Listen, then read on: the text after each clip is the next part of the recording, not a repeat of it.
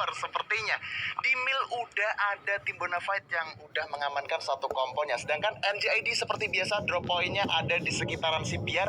Dan kayaknya bakalan coba direcokin oleh XCN Dewa United. Aduh, udah perang nih kayaknya. Ya, yang mana ini dia yang tadi sempat gue tanyakan sama lo ya. Kalau misalkan dalam satu grup terus udah gitu poinnya juga emang benar-benar harus kejar-kejaran. Ini keputusan yang bagus juga yang dimiliki sama anak-anak XCN untuk benar-benar coba dicari dari drop pointnya. Karena kalau misalkan di Free Fire ini dibikin lepas untuk kenyamanan di atas akan semakin menjadi harus di-clash terlebih dahulu. Itu dia, bakalan di-clash lebih dahulu. Soalnya kalau kita lihat nih, ngomongin soal NJID yang biasanya dia turun di CPR, ini berusaha ditabrak sama XCN yang dia sekarang udah turun juga di CPR. Padahal kalau kita tahu di Bermuda, XCN itu biasanya turunnya di kawasan mil. Ini berarti salah satu bukti bahwa XCN ini pengen menubruk dari NJID untuk biar dia tuh nggak dapat poin maksimal lagi. Itu dia, sebenarnya nggak cuma dari segi titik nge-clash dari segi poinnya aja ya, tapi emang benar-benar kalau misalkan ada beberapa tim yang memang lagi di atas dan juga punya gameplay yang sangat baik, pastinya kita juga sangat perlu dan sangat penting untuk benar-benar ngecari counternya seperti apa kalau misalkan melawan mereka. Dan walaupun tadi sepertinya dari anak-anak XCN coba untuk turun ke arah CPR ya, untuk benar-benar nge-clash ke arah NJID, tapi tadi gue sempat lihat ternyata NJID harus dipukul mundur dulu ya. Mereka bakalan coba untuk ke plantation tadi. Betul sekali Kak Baby. Dan kita ngomongin soal Pocinok juga nih, di Pocinok itu ada grup A juga antara Siren dan juga The Pillars, dimana kalau kita tahu sendiri Siren lagi unggul di posisi atas, sementara The Pillars ini untuk poin grup kecilnya sendiri masih ada di posisi ketiga dan mau nggak mau harus ngejar ketertinggalan juga. Oke, tapi kali ini gue sempat lihat tadi dari Siren sendiri masih agak sedikit agak terpisahkan jarak ya, kalau nggak salah dua player, jadi agak sedikit berbahaya pastinya, karena kalau misalnya kita lihat dari The Pillars ini benar-benar rapet banget, harusnya paling ini 50 meter nih antara dari KitKat ke arahnya Ejak, ini benar-benar saling dempet banget satu sama lainnya. Betul, saling berdekatan juga Kak Baby, betul banget. Tapi kayaknya untuk di awalan kali ini belum ada clash di early game sih, karena kita tahu sendiri juga masih utuh. Tapi sepertinya dari sini akanya bakalan dicicil dengan cukup sekarat banget oleh tim NJID yang sepertinya bakalan membombardir. Rama udah mempersiapkan satu akanya juga, mobil juga udah disiapkan untuk melakukan pengepungan terhadap Bonafide, di mana AK udah disetup juga oleh Marsha. Coba ditungguin, Chrono udah diaktifin juga. Coba ditunggu, nggak mau gegabah, mendapatkan satu knockdown dari seorang AK di situ, dan langsung coba di ending karena dari sisi lain dari Bonafide bakalan melakukan cover dari arah Sutet di sana. Coba spray, itu dia AK-nya cukup sakit sekali, tapi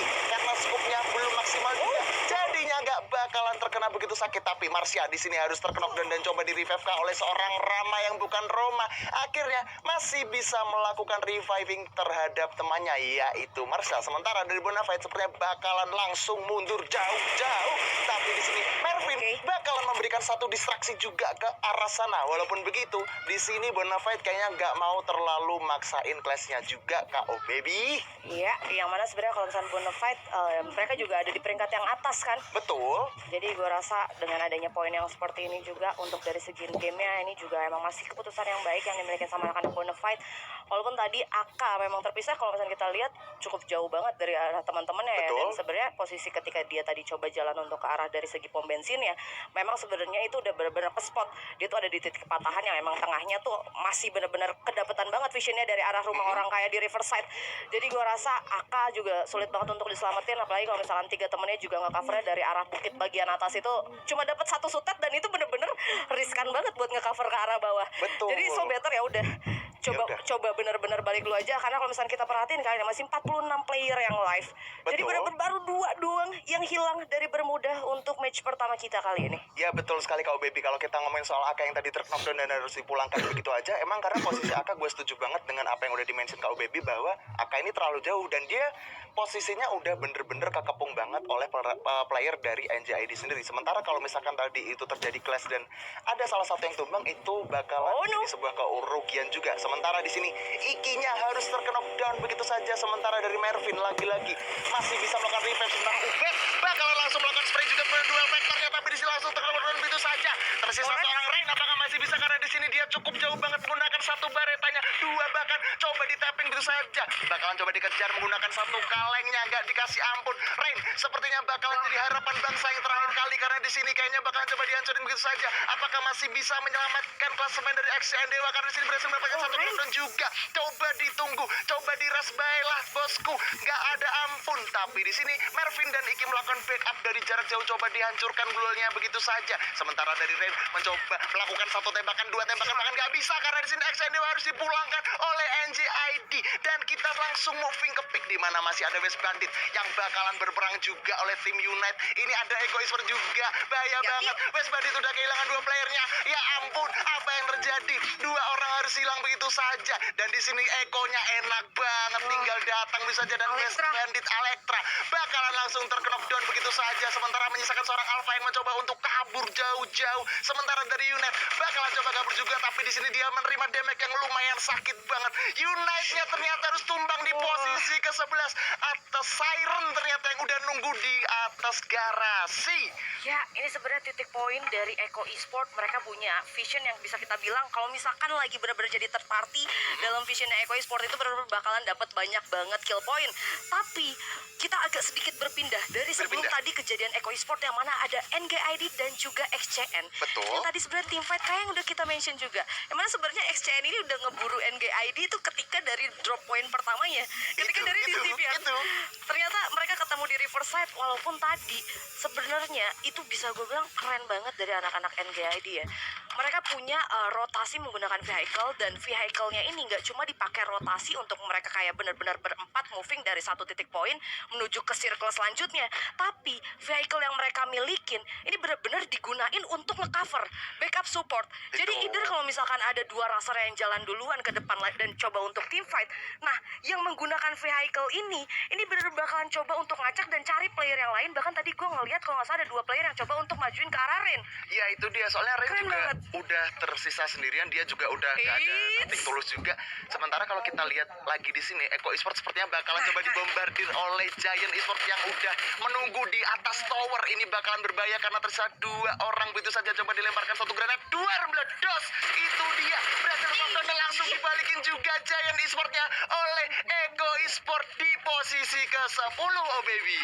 Wow, walaupun sebenarnya tadi Eko Esport bisa gue bilang agak sedikit polos ya untuk jalan turunnya, tapi ternyata Giant juga karena emang dia juga kesisa dua player aja di dalam tower itu, dan tadi emang benar-benar dari Ekonya sendiri mereka langsung coba untuk racing. Tadi ada grenade yang dimasak dan langsung mateng ternyata ya.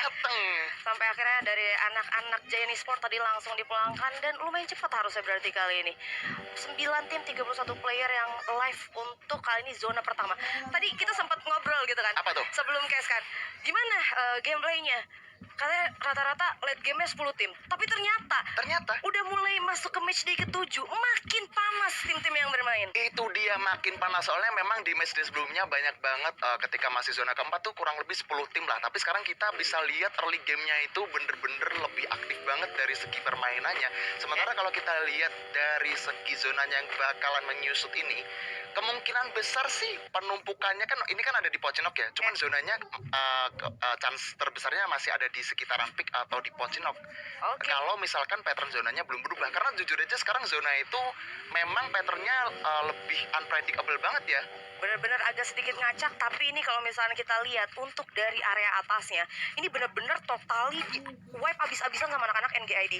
Kita bisa lihat tadi yang ketika pertama di Riverside ada anak-anak dari Bonafide.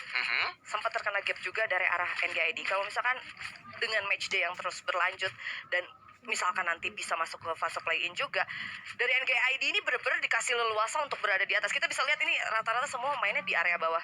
Ada Rimo di area bawahnya, ada WB juga, ada NSL Liga Game juga. Sedangkan di area atas itu cuma full dimiliki sama NGID. Kalau misalkan dia mau lewat Bima Sakti itu kosong.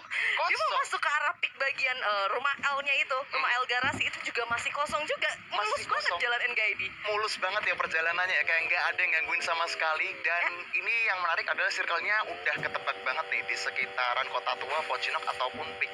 Dan dari The Pillar sepertinya bakalan mencoba mengamankan satu buah tower dan satu buah mercusuar harusnya. Karena menurut gue satu tempat ini efektif banget sih kalau kita misalkan ingin melakukan posisi defense. Cuma yang patut diwaspadai adalah adalah patahan dari arah yang di dekat pantai dan juga jembatan. Itu udah diduduki dia. oleh NXL. Yes, apalagi kalau misalkan ternyata NXL udah nge-summon airdrop, Nah, dapetin Jahanam M79 Aduh. grenade launcher dan masuk ke arah towernya. Itu sih yang bikin agak sedikit berbahaya. Tapi kali ini anak-anak dari The Pillars juga armornya udah terbilang cukup baik. Kali ini dari Ajax juga udah dapetin level 2-nya, udah megang double vector juga. Resource-nya udah mantep banget, 3 glue gue rasa cukup. Dengan medkit 5, apalagi dia juga dapetin satu obstacle mercusuar ya, kayak yang tadi lu bilang. betul. Cuman yang masalahnya di sini adalah kalau misalkan nih NXL-nya ternyata dapat pelontar, itu bahaya banget karah phase-nya dari Ajax pun masih phase 2. Bakalan hancur. Ada kaleng yang lewat tanpa dosa di sini. Kaleng pick-up-nya coba turun begitu saja, gelempang, glampung. Aduh, supirnya kayaknya nembak SIM-nya. Tapi nggak masalah karena di sini paling nggak dari Rimo masih bisa mengamankan satu komponnya di dekat sekitaran patahan. Dan tapi yang menarik sini adalah tim The Pillars-nya nggak mau maksain banget buat ngelakuin rush ke arah tim The Pillars yang udah ada di tower dan juga mercusuar. Itu dia, jadi masih agak sedikit identik untuk coba defensifnya ya. Betul. Walaupun udah saling satu sama lain tahu tempat posisinya, tapi nggak mau coba di rush. Dan padahal tadi Rimo sendiri aja kebalik mobilnya, SIM-nya dia nembak, tapi SIM-nya ternyata nembak. masih bisa selamat ya. Masih bisa Luar selamat. biasa juga anak-anak dari Rimo. Dan kali ini mereka juga udah ngamenin dari rumah pantainya berdua. Dan ini change yang bisa gue bilang juga enak banget kalau misalkan mereka juga nggak coba untuk ikut tim fight di atas, coba untuk ngambil ke arah dari placement point-nya itu sendiri sih. Betul banget. Cuman yang jadi masalah di sini adalah kalau misalkan Rimonya ini di rush, dia tuh perangnya menurut gue cukup sempit banget sih untuk celah fight-nya. Misalkan ditutup duel dari arah jendelanya, ya dia memaksain banget buat clash di arah rumah yang mungkin ukurannya 4x4. Nggak ada 4x4 malah, cuman entah 2x2 atau 1x1. Sempit banget. Itu pun kalau misalkan oke lah, let's say masih punya double vector, itu masih enak banget. Cuman kalau misalkan kita pakai MP40 atau MP5 yang notabene-nya butuh jarak sedikit agak jauh, ya itu bakalan jadi nggak nguntungin banget untuk tim dari Rimo sendiri. Ini bener-bener kayak rumah pinggir pantai tuh, kalau misalkan ada itu di kampung gue tuh, di samping balong ada empangnya gitu ya. Ada empangnya. Itu persis ya, rumahnya kecil gitu. Betul. Tapi cukup berdua. Dan kalau misalkan zonanya bergerak justru tapi narik ke arah Rimo, nah itu di situ ya, Rimonya bakalan dapetin partikel karena pastinya para player yang di atas bakalan coba untuk turun. Dan sedangkan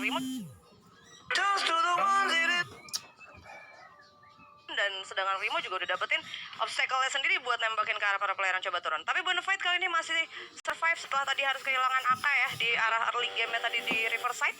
Betul sekali, dan kita sedikit moving juga di kawasan peak. Udah ada NJID Esports yang sudah mengumpulkan 5 poin kill, Ya. Ini udah lumayan banget untuk menjadi calengan di early game-nya sendiri dari NJID. Dan kalau kita lihat seperti biasa, Rama selalu menggunakan double bareta. Ini gue sangat respect banget sih dengan permainan AWP dari Rama, yang menurut gue tuh bener-bener gak ada obat. Dia tuh main AWP kayak shotgun kalau untuk jarak dekat. Ini memang kayak gimana ya, gue aja sampai gak bisa loh kayak menjadi Rama gitu tuh. Beda, profesional player. Walaupun kali ini sepertinya ada Bonafide yang bakal ketemu sama Siren kali ini, Arman. Waduh, Bonafide di sini udah mempop up skill krononya, coba di rush gitu aja. Dance bakalan coba dilawan, tapi di situ berhasil mendapatkan satu ke knockdown-nya. Mencoba ditunggu, coba dicari Actindir, mencoba untuk melakukan rush juga ke arah depan sana. Oh, Coba NJID. itu dia, ada NJID yang berhasil menjadi tamu tadi. Udah juga Siren Esports-nya juga harus tumbang di posisi ke-9. Iki dan kawan-kawan udah mendengarkan riuhnya pecah perang di sana. Actindir coba dikejar begitu saja oleh seorang Marsha dan juga Iki. Ikinya cukup sekarang, tapi masih ada Panzon. Iki NJID-nya harus terklockdown begitu saja, coba di-endingkan karena di sini bakalan jadi kelas cukup panjang juga. Bonafide ternyata harus ditumbangkan juga oleh NJID Esports yang menjadi third party dan malah dia memenangkan kelas kali ini, oh baby. Wow, ini yang tadi gue sempat bilang kan, yang mana ada satu titik yang diberikan sama anak-anak NGID, mereka rotasi menggunakan vehicle, dan vehicle-nya itu nggak cuma dipakai untuk dari satu titik drop point mereka ke titik drop point yang lain, tapi mereka juga pakai itu buat saling nge-backup. Dan ini tuh kayak bener-bener ngingetin gue sama zaman dulu yang EVOS Capital tuh, zaman dulu ya, ini zaman dulu banget.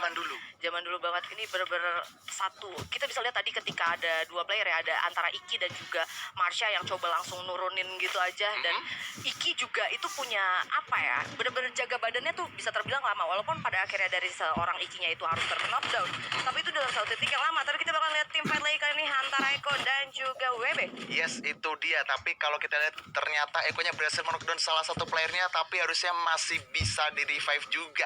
NJID udah datang juga di kawasan patahan, dan Eko Esports ini posisinya cukup berbahaya banget karena dia ada di sebuah tower dan mereka berempat. Ini bahaya banget ketika mereka harus menyambut ketika ada musuhnya yang menggunakan M79, oh baby. Itu dia, dan kali ini juga mereka masih belum diuntungkan lah ya, Belum karena diuntungkan. mereka juga masih ada di out circle. Dan biasanya sebenarnya kalau misalnya zoning kayak gini tuh banyak yang turun dari arah pick gitu kan. Dari arah garasi tuh biasanya ada tim fight, tapi kali ini bener-bener kosong banget untuk dari arah pick. Emang udah beberapa coba untuk standby di arah bawahnya. Gue rasa juga ngebaca info zone juga. Kemungkinan pasti nih padat-padatnya mungkin di antara The Pillar, NXL dan juga Rimo, yang mana lagi dan lagi NKID yang bakal siap untuk makan.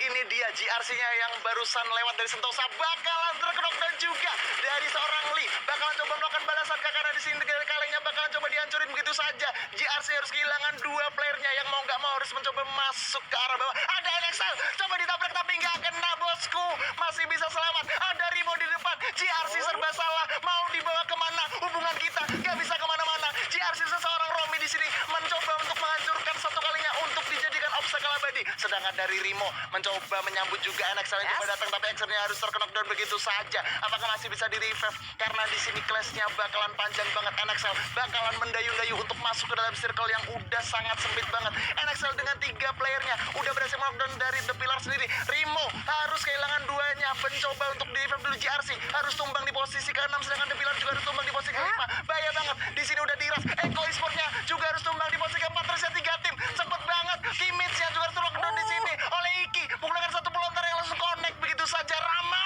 menggunakan satu bareta dengan langsung mengenokdown satu orang. Dan di sini seorang Supai yang mantan juara dunia mencoba melakukan rush terhadap Iki di satu di rush dan shoot yang cukup baik juga. Itu dia NXL yang dipulangkan dan Buya game pertamanya.